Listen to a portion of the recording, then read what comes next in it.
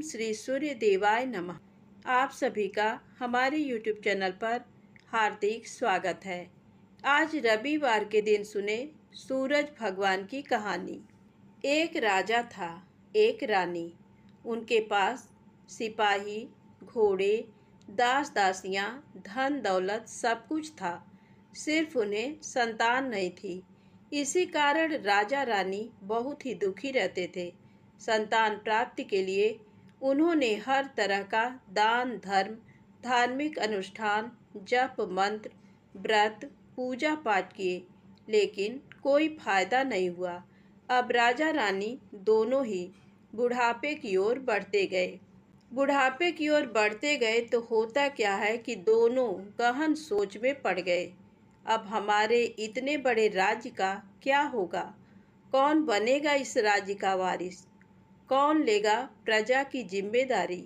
राजा रानी दिन रात इसी चिंता में घुलने लगे। उन्हें खाने पीने की भी सुध नहीं रहती। तो एक सुबह राजा के दरबार में एक साधु आता है। तो दासी रानी को इत्तिला करती है। तब वह दासी से कहती है, ये मेरा अंतिम दान धर्म है। इसके बाद मैं अपने हाथों से कोई दान धर्म नहीं करूँगी। रानी चावल भरा छाछ हाथ में लेकर बाहर आती है और साधु की झोली में भिक्षा डालने आगे बढ़ती है। तो उसके चेहरे पर छाई उद्विग्नता साधु की दृष्टि में आती है। वह उससे पूछता है, रानी साहिबा, क्या हुआ है? आप क्यों इतनी उदास हैं? तब रानी साधु को सारी हकीकत बताती है और सिसकने लगती है। उस पर वह साधु कुछ पल गंभीर हो जाता है और कहता है, चिंता मत करना रानी साहिबा, आपकी संतान की इच्छा पूरी हो जाएगी। आपकी कोख से एक पुत्र जन्म लेगा।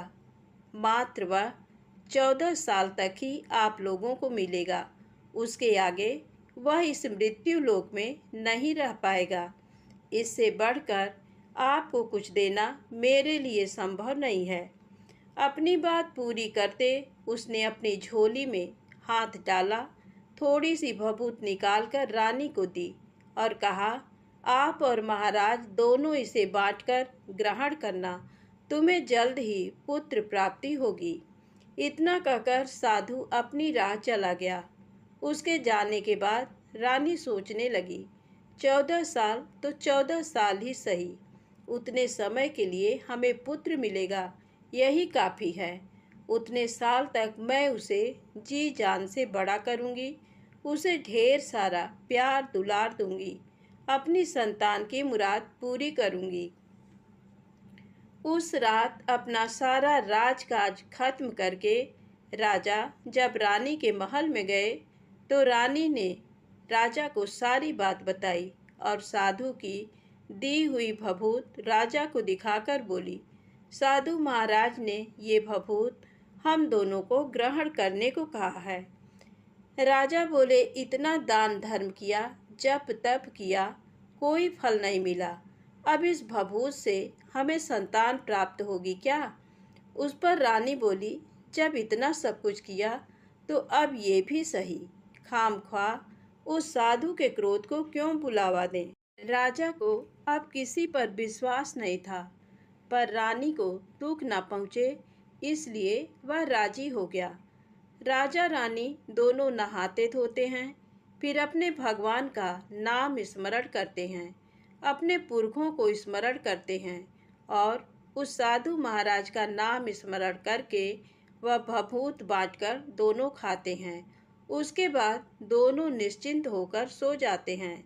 तो कुछ दिन गुजर जाते हैं और साधु द्वारा कहे अनुसार रानी गर्भवती हो जाती हैं।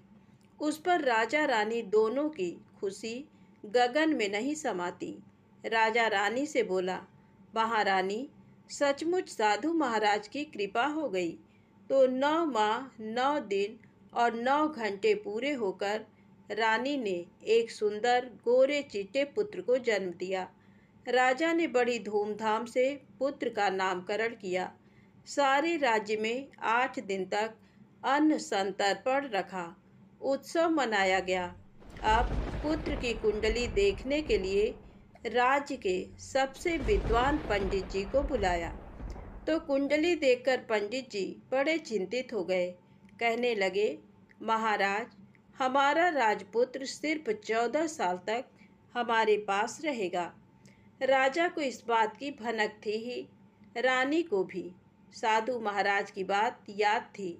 दोनों चुप रह जाते हैं। उसके बाद राजा और रानी बड़े प्यार से बेटे की परवरिश करते हैं, उसकी हर ख्वाहिश पूरी करते हैं। थोड़े समय के लिए ही सही, भगवान ने संतान की अपनी मुराद पूरी कर दी। इससे वे समाधान मानते हैं। राजपुत्र दिन प्रतिदिन बड़ा होता है। जब वह 7 साल का हो जाता है तो राजा एक अच्छे गुरु की नियुक्ति करके उसे पढ़ाई लिखाई, राजशास्त्र, शस्त्र विद्या, घुड़सवारी इत्यादि 12 विद्याओं का शिक्षण देते हैं।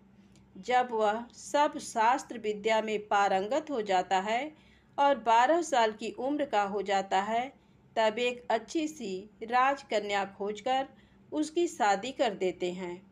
तो 2 और साल बीत जाते हैं। बेटा 14 साल का हो जाता है। एक दिन राजपुत्र राजा से बोलता है, पिताजी, मैं अपना सारा राज्य घूमकर देखना चाहता हूँ। आज तक मैंने सिर्फ इस रजवाड़े के अतिरिक्त कुछ नहीं देखा है। बेटे की बात सुनकर राजा चिंतित हो जाता है, क्योंकि पुत्र को 14वां साल शुरू हुआ था। अब कोई अनहोनी होने का वक्त नज़दीक आ पहुंचा था, लेकिन राजा ये सब बातें पुत्र को बता नहीं सकता था। वह क्या करता है कि चेहरे पर खुशी लाकर बेटे से कहता है, हाँ हाँ, जरूर जाओ बेटा, तुम्हें अपना सारा राज्य घूम कर देखना चाहिए। कहाँ क्या है ये सब जानना चाहिए। कल मेरे बाद तुम्ही को तो राजा बनना है। मात्र एक बात का ध्यान रखें, तुम जहाँ जा रहे हो, क्या कर रहे हो, ये बात अपनी पत्नी को नहीं बताना। पुत्र कहता है, ठीक है पिताजी, आपने जो कहा है मैं वैसा ही करूँगा। राजपुत्र दिन भर अपनी पत्नी के साथ मौज मस्ती करता है, खुशियाँ मनाता है और रात को ठीक 12 बजे बिस्तर से उठकर बाहर चला जाता है। फिर पौ फटने से पहले वापस अपने महल में आकर सो जाता है। ऐसे बहुत दिनों तक चलता रहा। अब पुत्र का 14वां साल खत्म होने में कुछ दिन ही बाकी रहते हैं। इतने में उसकी पत्नी यानी छोटी रानी रात में जाग जाती हैं। वह देखती हैं कि बिस्तर पर राजपुत्र नहीं है। वह महल में सब जगह देखती हैं, तो राजपुत्र कहीं भी नजर नहीं आता। तो वह क्या करेगी, किससे कहेगी? वह चुपचाप रहती है। फिर भोर होने पर वह देखती है कि उसका पति अपनी जगह सोया हुआ है। वह पति से कुछ नहीं पूछती, लेकिन दूसरी रात भी वैसे ही होता है। तीसरी रात, चौथी रात, ऐसे बहुत दिन तक चलता है। रानी बहुत ही चिंतित हो जाती है। पति रात को जाता कहाँ है, किससे मिलने जाता है? उसके मन में ढेर सारे सवाल उठते हैं, लेकिन उसे पूछने में डर लगता है। शायद पति गुस्सा कर बैठे। सास ससुर से पूछने के बारे में सोचा तो उसकी कुल मर्यादा बीच में आ जाती थी। तो इस तरह मन ही मन वह कुढ़ती रहती थी। इस हालत में उसे खाने पीने में दिलचस्पी नहीं होती। वह दुबली पतली हो जाती है। तो उस राज्य में फूल बेचने वाली एक बूढ़ी मालिन थी। वह हमेशा छोटी रानी को फूल देने उसके महल में आती थी। उस बुढ़िया का ध्यान छोटी रानी पर जाता है। वह उससे पूछती है, बेटी, तुम्हें किस बात का दुख है? तुम इस तरह सूखकर कांटा क्यों बनी हो?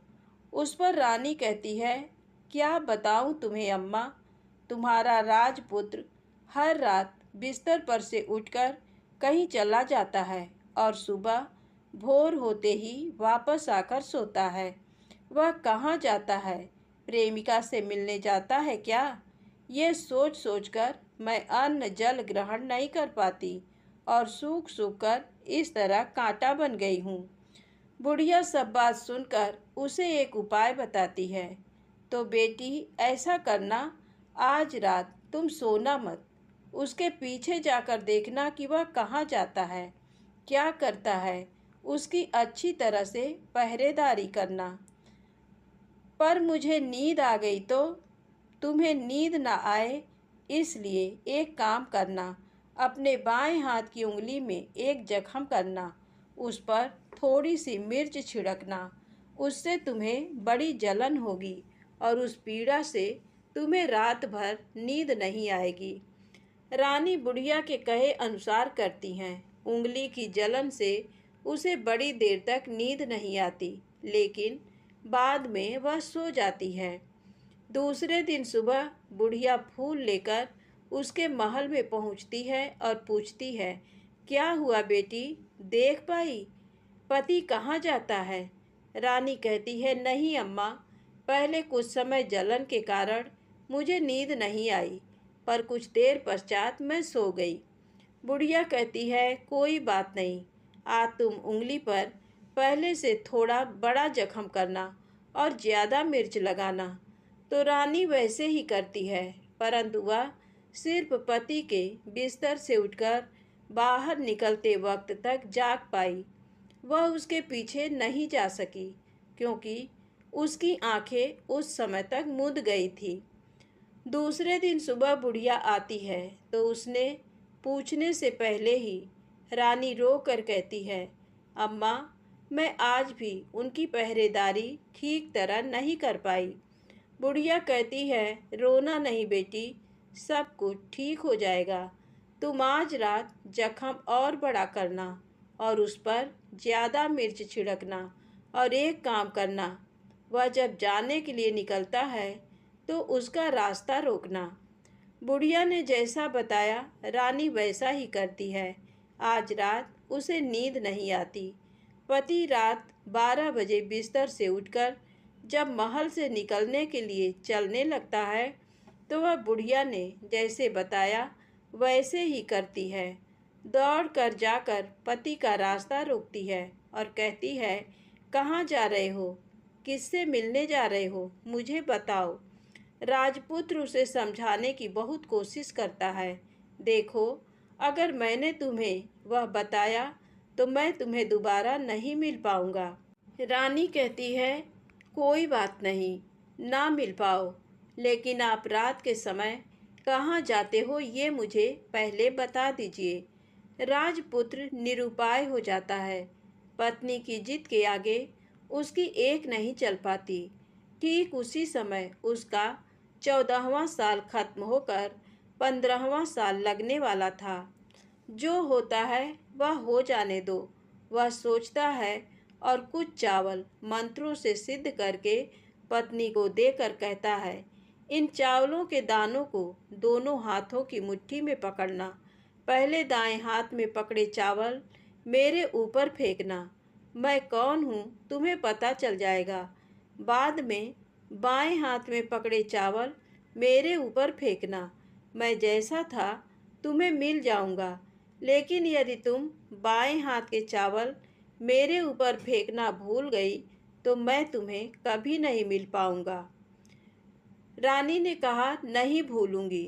रानी बड़े आत्मविश्वास के साथ कहकर दाएं हाथ में पकड़े चावल पति के ऊपर फेंक देती है। तो राजपुत्र एकदम एक विशाल घोड़ा बन जाता है। एकदम उम्दा, सफ़ेद, गर्दन पर लंबी अयाल। देखते देखते वह तेजी से दौड़ने लगता है। रानी उस घोड़े को एकदम भौचक्की होकर देखने लगती है और पति ने बाएं हाथ के चावल फेंकने की जो बात कही थी वह भूल जाती है। उसकी आंखों के सामने घोड़ा महल से बाहर निकलकर चला जाता है। घोड़ा जो महल से बाहर जाता है तो वापस नहीं आता। अब रानी को बड़ा पश्चाताप होता है। वह स्वयं को कोसने लगती है, लेकिन अब उसका कोई फायदा नहीं होने वाला था। राजपुत्र अब वापस नहीं आने वाला था। सुबह होते ही महाराजा महारानी को सब बात पता चलती है। उन्हें बहुत दुख होता है। वे बिस्तर पकड़ते हैं और राह देखते हैं कि एक दिन उनका बेटा वापस आ जाए। इस तरह 1 महीना गुजरता है, 2 महीने गुजरते हैं, 3 महीने गुजरते हैं, आखिर 6 महीने पूरे होते हैं। राजपुत्र का कोई अता पता नहीं लगता। प्रधान राजपुत्र को ढूंढने के लिए राज्य के गांव-गांव सिपाही भेजता है, लेकिन उन्हें कोई सफलता नहीं मिलती। इधर रानी अपनी हठ के कारण पति गायब हो गया ये सोचकर स्वयं को मन ही मन कोसती हैं और प्रण लेती हैं कि कुछ भी करके पति को ढूंढ लाएंगी और उसे वापस घर लेकर आएंगी। एक दिन वह सुबह उठकर सास ससुर के महल में जाती हैं और कहती है कि मैं अपने पति की खोज में जा रही हूँ। महाराजा महारानी को और क्या चाहिए था, कुछ भी करके उनका बेटा उन्हें वापस मिलना चाहिए था। वे बहू को जाने की अनुमति देकर कहने लगे, बेटी तुम्हें जो चाहे वह करो, जहाँ जाना है वहाँ जाओ, लेकिन हमारे बेटे को वापस लेकर आओ।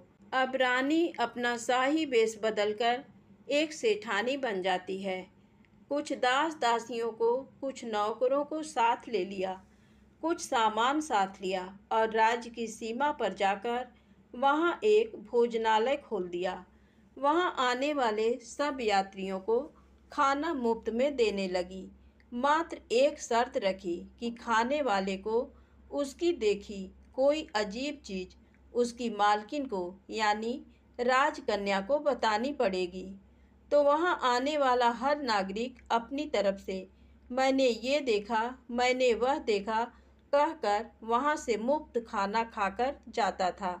परंतु रानी को जो बात चाहिए थी वह अब तक मिली नहीं थी।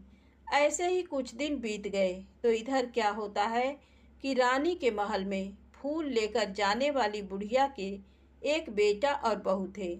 उनका एक छोटा बेटा था, यानी बुढ़िया का एक पोता था। तो बेटा और बहू सुबह काम के लिए निकलते थे तो पोते को संभालने की जिम्मेदारी बुढ़िया पर रहती थी। बुढ़िया दिन भर पोते को संभालती थी। एक दिन बुढ़िया को पान खाने की आदत थी तो पान लगाने के लिए चूना चाहिए था। वह उसे तैयार करने के लिए सीपियाँ लेकर आई। इन सीपियों को भूनने के लिए गोबर के कंडे चाहिए थे। कंडे इकट्ठा करने के लिए वह बांस की टोकरी लेकर चरवाहे के मैदान में गई। वहाँ बहुत सारे कंडे थे। उन्हें जमा करते करते उसे घर आने में अंधेरा हो गया। इस ओर शाम होते ही काम से वापस बेटा बहू घर पहुँचे तो देखा कि बच्चा घर पर अकेला है और रो रहा है। वे दोनों गुस्से से लाल पीले हो गए। इतने में बुढ़िया घर आ पहुँची। बेटा ने पूछा, पोते को घर अकेला छोड़कर कहाँ गई थी? बुढ़िया बताने लगी कि मैं गोबर के कंडे इकट्ठे करने गई थी। इस पर बेटा बोला, दोबारा बच्चे को अकेला घर पर छोड़कर यदि कहीं गई तो मैं तुम्हें बहुत पीटूंगा। बुढ़िया कहने लगी, नहीं बेटा, फिर कभी ऐसा नहीं करूंगी। लेकिन दूसरे ही दिन बुढ़िया वह बात भूल गई और फिर चरवाहे के मैदान पर कंडे इकट्ठा करने चली गई। शाम को जब बेटा बहू काम से वापस लौटे तो देखते हैं कि बच्चा घर पर अकेला है और रो रहा है। अब उसके बेटे की सहन शक्ति खत्म होने लगी और बुढ़िया के वापस आने पर उसे घर से निकाल दिया। बुढ़िया रात भर घर के बाहर अंधेरे में बैठी रही और सुबह होते ही हाथ में टोकरी लेकर कंडे इकट्ठा करने के लिए निकल गई। उस दिन उस पर कंडे इकट्ठा करने का मानो पागलपन सवार था। कंडे इकट्ठा करते करते कब अंधेरा छा गया उसे मालूम ही नहीं चला। उसे जब ध्यान आया तो गांव का रास्ता भी ठीक तरह से दिखाई नहीं दे रहा था। वह अंधेरे में आंखें फाड़कर देखती देखती किसी तरह आगे निकल पड़ी। तो होता क्या है कि एक कपिला गाय छन छन की आवाज़ करते, गले की घंटी बजाते ठुमक कर उस मैदान पर आ गई। उसे देखकर बुढ़िया सोचने लगी कि इस गाय के पीछे पीछे जाऊंगी तो गांव तक पहुंच जाऊंगी। तब बुढ़िया उसके पीछे पीछे जाने लगी। वह गाय क्या करती है कि उस मैदान से लेकर एक एक करके 6 मैदान पार करती है। आखिर में वह 7वें मैदान पर पहुंचती है। तो वहाँ क्या होता है कि उस मैदान पर एक बड़ा सा पत्थर है। गाय जाकर उस पत्थर को अपना सींग मारती है। सींग मारा तो वह पत्थर दूर हट गया और पाताल में नीचे जाने की सीढ़ियाँ दिखाई देने लगी। तब वह गाय उन सीढ़ियों से नीचे जाने लगी। बुढ़िया वह सब देखती रही और झट जाकर गाय की पूंछ को पकड़ लिया। पूंछ पकड़कर वह गाय के साथ नीचे पाताल में पहुंच गए। पाताल में पहुंचते ही तुरंत गाय की पूंछ छोड़ दी और इधर उधर देखने लगी। वहीं से बुढ़िया ने देखा कि पाताल में सब जगह जगमगाहट है। दिया दीप जलते हैं और तेज रोशनी गाय के ऊपर पड़ती है और वहाँ अद्भुत घटनाएं घटने लगीं। गाय के नीचे जाते ही उसके गले में अपने आप सांकल पड़ गई और छम छम करके कोई दुधाड़ी में गाय का दूध दूहने लगी। लेकिन जो भी कोई वह कर रहा है वह मात्र दिखाई नहीं दे रहा। बुढ़िया बहुत घबरा गई, कहाँ आकर फंस गई। वह सोचने लगी और यहाँ वहाँ छिपने के लिए जगह ढूंढने लगी, लेकिन उसे कहीं भी जगह नहीं मिली। हर जगह उजाला ही उजाला था। तो वह यूं एक कोनों में खड़ी रह गई और जो कुछ सामने हो रहा था उसे चुपचाप देखने लगी। कुछ पल के बाद वहां झट से एक उम्दा सफ़ेद घोड़ा आया। वहां 2 कुंड थे। उसमें से एक कुंड में उस घोड़े ने छलांग लगाई और ऊपर आ गया। अब उसे राजपुत्र का रूप प्राप्त हो गया। राजपुत्र बनने के बाद उसने दूसरे कुंड के पानी में स्नान किया। वहाँ रखे नए कपड़े पहने हैं। नज़दीक ही एक सुंदर पलंग था। उस पर आकर वह बैठ गया। उसके सामने अपने आप 5 पकवानों की थाली आ गई। दूध की एक प्याली आ गई। पान सुपारी आ गए। उसके सामने एक दिया जलता रहा। राजपुत्र ने खाना खाया, दूध पिया, पान सुपारी खाया और बिस्तर पर लेट जाने से पहले सूर्य देव का स्मरण करके सामने जलते दिए से पूछा, दिए दिए दीपंकर, मेरे माता पिता क्या कर रहे हैं? दिया बताने लगा, बेटे के शोक में डूबे हैं। राज्य कौन संभाल रहा है? राज्य प्रधान संभालता है। मेरी पत्नी क्या करती है? उसने चौराहे पर भोजनालय शुरू किया है और आते जाते लोगों से वह नई खबर के बारे में पूछती है। दिए के ये कहते ही राजपुत्र कहने लगा, ठीक है। उसके बाद वह सो गया। बुढ़िया कोने में खड़ी रहकर ये सब देखती रही।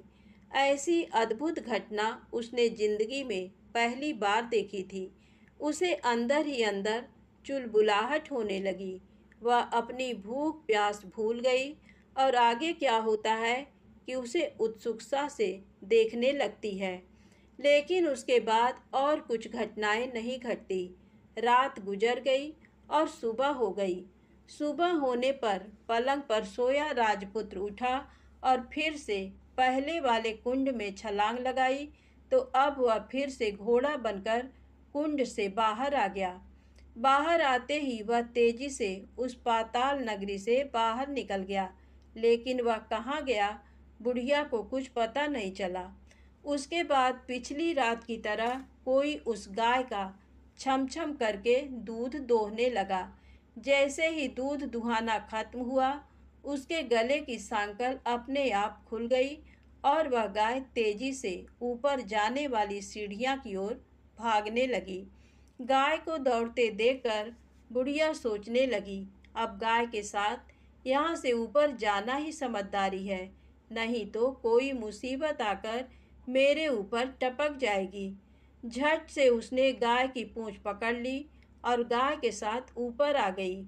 गाय जब ऊपर मैदान में पहुंची तो उस सुरंग का रास्ता अपने आप बंद हो गया और उसके मुंह पर एक बड़ा सा पत्थर पूर्ववत खड़ा हो गया।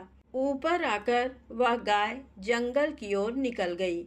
इधर बुढ़िया एकदम बावली सी हो गई। उसने पाताल नगरी में जो कुछ देखा वह जल्द से जल्द किसी को बताने के लिए उतावली हो उठी। उसे एकदम याद आया कि नगर की सीमा पर कोई औरत भोजनालय चलाती है और नई बात बताने वाले को अच्छा खाना पीना मुफ्त में देती है। वह सोचने लगी कि क्यों न मैं ये बात उस औरत को जाकर बताऊं। यदि उसे ये बात पसंद आ गई तो बाकी जीवन खाने पीने की झंझट से मुक्ति मिलेगी। बुढ़िया ने मन में तय किया और तुरंत उस भोजनालय के द्वार पर टंगे नगाड़े के सामने खड़ी हो गई और जोर जोर से नगाड़ा बजाना शुरू कर दिया।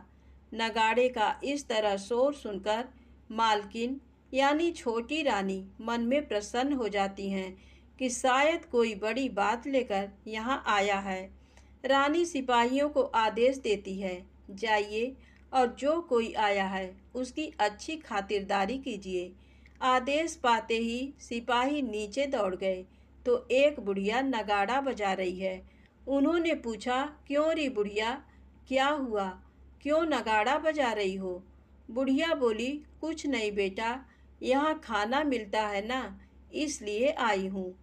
खाना चाहिए, मिलेगा, लेकिन तुझे कोई नई बात बतानी पड़ेगी। हाँ बताऊंगी, एक बात मालूम है मुझे। इस पर सिपाही उसे अंदर लेकर आए।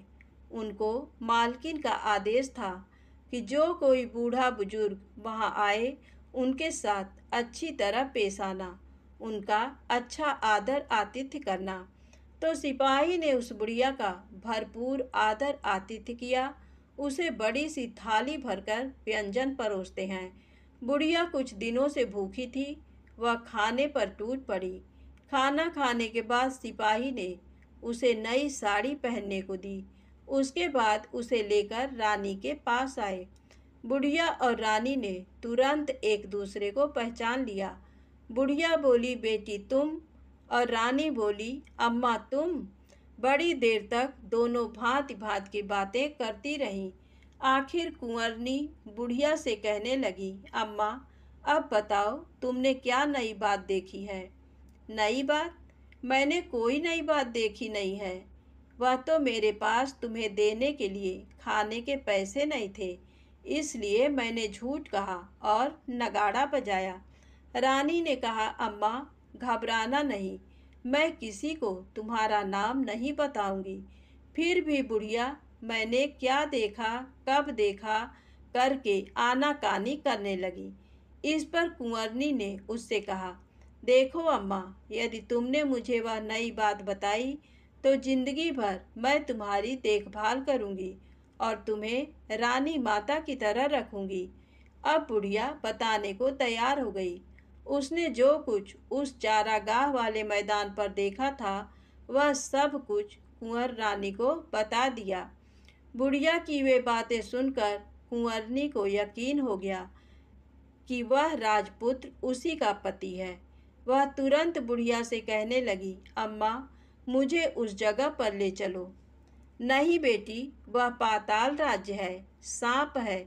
यदि किसी ने तुम्हें देख लिया तो तुम्हारी जान खतरे में पड़ सकती है। लेकिन रानी उसकी एक भी नहीं सुनती। उसे उस जगह ले जाने के लिए हठ करने लगी। आखिर में बुढ़िया ने उसका कहना मान लिया और कहने लगी, ठीक है, मैं तुम्हें वहाँ लेकर चलती हूँ, पर आज नहीं कल। वहाँ जाना है तो शाम को ही जाना होगा। तो दूसरे दिन दोपहर को रानी बुढ़िया के साथ उस मैदान पर गई और एक जगह छुपकर गाय के आने की राह देखने लगी। दिन ढलते ही अंधेरा घेरने लगा और गाय हमेशा की तरह वहां आ गई। मैदान के उस कोने में जाकर उसने पत्थर पर सींग मारा तो झट से पत्थर हटकर वहां सुरंग में जाने का रास्ता खुल गया। गाय उस रास्ते से नीचे उतरने लगी तो बुढ़िया रानी से कहने लगी, जल्दी आगे बढ़ो, हम गाय की पूंछ पकड़कर नीचे उतरेंगे। तो दोनों गाय की पूंछ पकड़कर नीचे उतर गईं। बुढ़िया पहले जिस कोने में छिपी थी उस कोने में छिप गई। अब नीचे सब कुछ पहले जैसा घटित हो रहा था। गाय के गले में अपने आप सांकल पड़ गई। कोई अदृश्य रूप से उसका दूध दूहने लगा। एक सफ़ेद उम्दा घोड़े ने आकर एक कुंड में छलांग लगाई तो राजपुत्र के रूप में ऊपर आया। वह राजपुत्र दूसरे कुंड में नहाने लगा। बाद में उसके सामने खाने की थाली आ गई, दूध की प्याली आ गई, पान बीड़ा आ गया। राजपुत्र सब ग्रहण करके सोने के लिए पलंग पर गया तो सोने से पहले सूर्य देव का स्मरण करके वह दिए से पूछने लगा, दिए दिए दीपंकर, मेरे माता पिता क्या कर रहे हैं? तो दिया कुछ जवाब नहीं देता, बल्कि वह बुझने लगता है। तब राजपुत्र को कुछ अघटित हुआ है, इसका संदेह हो गया है। वह उदास हो गया और जो कुछ हुआ है वह हो जाने दो ऐसा सोचकर सोने के लिए बिस्तर पर लेट गया। अब रानी का संयम छूट गया। वह दौड़कर पति के पास गई और उसके पैर पकड़ने के लिए आगे बढ़ने लगी। राजपुत्र तुरंत ही पत्नी को पहचान गया। वह झट से पीछे हट गया और चिल्लाने लगा, नहीं नहीं, मुझे मत छूना, सर्वनाश हो जाएगा। रानी दोनों हाथ जोड़कर पति से अपनी भूल स्वीकार करने लगी। स्वामी, मुझसे भूल हो गई। मुझे आपसे नहीं पूछना चाहिए था कि आप रात को कहाँ जाते हो। मैं अपनी भूल स्वीकार करती हूँ। मुझे मेरी भूल की सज़ा मिल गई है। अब आप घर चलें। आपके वियोग में आपके माता पिता ने बिस्तर पकड़ लिया। आपकी प्रजा भी बहुत दुखी है। उस पर राजपुत्र कहने लगा, वही तो एक बार तुम गलती कर बैठी हो, अब दोबारा मत करना, नहीं तो अब मैं तुम्हें जो दिख रहा हूँ वो अभी नहीं दिखूंगा। रानी अब विलाप करने लगी, जोर जोर से जमीन पर सिर पटकने लगी। राजपुत्र के मन में उसके प्रति दया उत्पन्न हो गई। वह उससे कहने लगा, यदि तुम मुझे पाना चाहती हो तो तुम्हें एक काम करना होगा। काम कठिन है, लेकिन वह तुम्हें अकेले करना होगा। रानी ने कहा, कहो स्वामी, कितना भी कठिन काम हो मैं वह पूर्ण करूंगी। रानी कहने लगी। इस पर राजपुत्र ने उसे बताया, इस पाताल से ऊपर जाते ही तुम्हें एक घना जंगल नजर आएगा। ऐसे 6 जंगल पार करने के पश्चात 7वां जंगल मिलेगा। वह जंगल सबसे घना है। उस जंगल में बीचों बीच एक पीपल का पेड़ है। उसके आसपास की जगह पत्ते, फंदे, जटाएं, कांटे इत्यादि से ढक चुकी हैं। वहाँ बाघ, शेर, भालू, सांप सभी धमा चौकड़ी बैठती है। तुम्हें उन सबको भगाकर वह जगह साफ करनी है। उसको गोबर से लिपाई करके पवित्र बनाना है, रंगोली से सजाना है। उसके बाद वहाँ धूप, कपूर, अगरबत्ती जलानी है। फूल, कुमकुम से पेड़ की तने की पूजा करनी है। दूध दही से बने चावल का भोग चढ़ाना है। ये सब तुम्हें दोपहर को 12 बजने के पहले करना है। 12 बजने के समय तुम्हें उस जगह पर बैठकर सूर्य भगवान का ध्यान करना है। ठीक 12 बजे सूर्य भगवान का रथ वहाँ उतरेगा। वे वह सब देखकर खुश हो जाएंगे और कहेंगे, जिस किसी ने ये सब किया है उसे मैं मनचाहा फल दूंगा। तो तुम सामने जाकर उसके रथ का दाहिना घोड़ा मांगना, मैं तुम्हें मिल जाऊंगा। इतनी बात कहकर राजपुत्र अपने पलंग पर सो गया और छोटी रानी भोर होने की राह देखने लगी। भोर होते ही वह बुढ़िया के साथ गाय की पूंछ पकड़कर ऊपर आ गई। ऊपर आने के बाद वह बुढ़िया से कहने लगी, अम्मा, अब मैं अकेले ही आगे जाऊंगी, तुम भोजनालय वापस जाओ। वह जंगल में जाकर राजपुत्र की बताई जगह ढूंढने लगी और स्वयं आरी से वह जगह साफ कर दी। बाद में राजपुत्र ने जैसे बताया वैसी लिपाई पुताई करके वापस आ गई। दूसरे दिन पौ फटने से पहले उठी और जंगल में उस जगह पहुंची। वहां जाकर इत्र, गुलाब का पानी छिड़ककर वह जगह सुगंधित की। धूप अगरबत्ती जलाकर उसे पवित्र किया और पूजा की। सब सामग्री वहां तैयार रखकर सूर्य भगवान का ध्यान करने बैठ गई। जैसा कि पति ने बताया था, दोपहर को ठीक 12 बजे सूर्य भगवान का रथ उस पीपल के पेड़ पर आकर रुका है। सूर्य भगवान ने जब रथ से नीचे देखा तो सुगंधित वातावरण देखकर वे बहुत प्रसन्न हो गए। फिर वे बोले, जिस किसी ने ये काम किया है वह यहाँ आकर आज मुझसे कुछ भी मांगे, मैं उसे दे दूंगा। रानी ने जब ये शब्द सुने तो बिना समय गंवाए दौड़कर उनके सामने आ गई और उनको साष्टांग नमस्कार करके बोली, भगवान, वह मैं ही हूँ, मैंने ही ये जगह साफ की है। अच्छा, तो तुम्हें जो चाहिए वह मांगो। भगवान, मुझे मुझे आपके रथ का दाहिना घोड़ा चाहिए। सूर्य भगवान बोले, नहीं नहीं, मैं तुम्हें और कुछ भी दे सकता हूँ, लेकिन ये घोड़ा नहीं दे सकता। मेरे रथ के 12 घोड़े हैं, तुम चाहो तो कोई और घोड़ा मांग लो, लेकिन ये दाहिना घोड़ा नहीं, वह मैं तुम्हें नहीं दे सकता। छोटी रानी एक नहीं सुनी, वह सूर्यदेव से एक ही बात कह रही थी, वही दाहिना घोड़ा दे दीजिए, नहीं तो मैं आपके पैरों में गिरकर अपनी जान दे दूंगी। अब सूर्यदेव धर्म संकट में पड़ गए। उन्होंने वचन दे दिया था, अब अपने वचन से पलट भी तो नहीं सकते थे। तब सूरज भगवान ने बोला, मैंने तुम्हें घोड़ा दे दिया, लेकिन घोड़ा तो दिया है, वह तुम्हें यहाँ नहीं मिलेगा, तुम्हें उसे पाताल में जाकर लाना होगा। रानी बोली, पाताल में ही क्या भगवान, मैं उन्हें पाने के लिए कहीं भी जा सकती हूँ। रानी को वचन देकर सूर्यदेव अपने मार्ग चले गए और इधर रानी जंगल से अपने भोजनालय में आ गई। फिर वह बुढ़िया को लेकर उस मैदान पर आ गई। जल्दी ही शाम हो गई। शाम होते ही वहाँ वह गाय आ गई और उसने सींग मारकर सुरंग का पत्थर हटाया तथा नीचे उतरने लगी। रानी और बुढ़िया जल्दी जल्दी उसकी पूंछ पकड़कर नीचे उतर गईं। नीचे पाताल में सब घटनाएं पहले की तरह ही घटने लगीं। घोड़े का एक कुंड में नहाकर राजपुत्र बन जाना, नहा धोकर पलंग पर जाकर बैठना, तो उसे खाने की थाली, दूध की प्याली आना, पान बीड़ा आना। लेकिन आज एक बात नई घटी। आज दो दो थाली, दो दो दूध की प्याली, दो दो पान बीड़े उसके सामने आए। वह कुछ नहीं बोला। अपने हिस्से की थाली खाकर, दूध पीकर और पान बीड़ा चबाकर वह सोने चला गया और हमेशा की तरह दिए से पूछने लगा, दिए दिए दीपंकर, मेरे माता पिता क्या करते हैं? दिया ने बताया, वे दोनों तुम्हारे शोक से मरने की स्थिति में पहुंच गए हैं। ऐसा झट से उसकी आंखों से आंसू टपकने लगे। फिर वह पूछने लगा, दिए दिए दीपंकर, मेरा राज्य कौन चला रहा है? तुम्हारा राज्य प्रधान चला रहा है और वह सब कुछ हड़प चुका है। वह प्रजा पर बहुत अत्याचार कर रहा है। सुनकर राजपुत्र को बहुत गुस्सा आया। वह गुस्से से अपनी मुट्ठी भींचने लगा। अब वह पूछने लगा, दिए दिए दीपंकर, मेरी पत्नी क्या कर रही है? अब दिया कुछ नहीं बोला, चुप रहा। अब रानी का संयम जवाब दे गया। वह दौड़कर पति के गले लग गई।